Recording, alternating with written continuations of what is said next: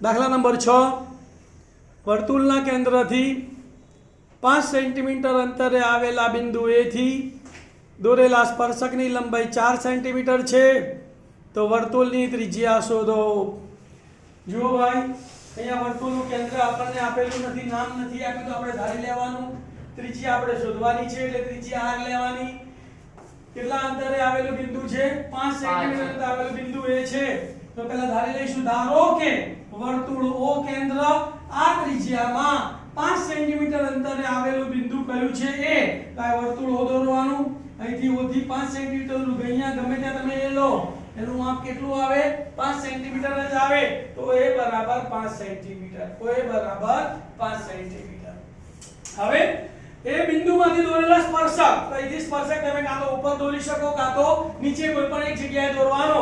તો આપણે નીચે AP રેખાખંડ સ્પર્શક દોર્યો બરાબર, અને પછી આ વર્તુળનું કેન્દ્ર અને સ્પર્શ બિંદુને જોડી દીધા એટલે ત્રિજ્યા થઈ ગઈ। તો આ કેવો ત્રિકોણ બની ગયો? કાટકોણ ત્રિકોણ। સ્પર્શકની લંબાઈ આપણને 4 સેન્ટીમીટર આપેલી છે, PA બરાબર 4 સેન્ટીમીટર।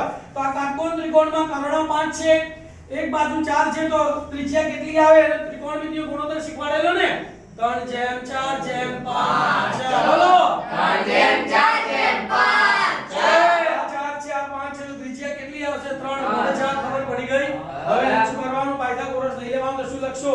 ત્રિકોણ OPA માં ખૂણો OPA બરાબર 90 છે, માટે પાયથાગોરસના સિદ્ધાંત મુજબ, પાયથાગોરસનો સિદ્ધાંત આવડવો જોઈએ। શું?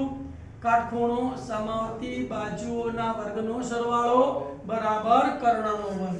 તો કાટખૂણો સમાવતી બાજુ કઈ છે? જુઓ અહીંયા, OP² + PA² બરાબર OA²।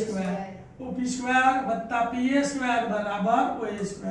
OP બરાબર r છે એટલે r નો વર્ગ વત્તા PA બરાબર 4 તો 4 નો વર્ગ બરાબર ના બરાબર, OA બરાબર 5 એટલે 5 નો વર્ગ।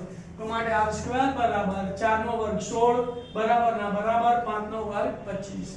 r² ને સૂત્ર લખવાના આવીએ તો +16 સામે જાય તો માઈનસ, તો માટે r² બરાબર 25 - 16, 25 માંથી 16 જાય તો 9, વર્ગ દૂર કરે તો સામે નાનું વર્ગમૂળ, તો માટે r બરાબર વર્ગમૂળમાં 9, 9 નું વર્ગમૂળ 3, તો માટે r બરાબર 3 સેન્ટીમીટર। તો વર્તુળની ત્રિજ્યા 3 સેન્ટીમીટર છે। તો એ નિત્યસમ યાદ રાખવાનું, 3/4/5।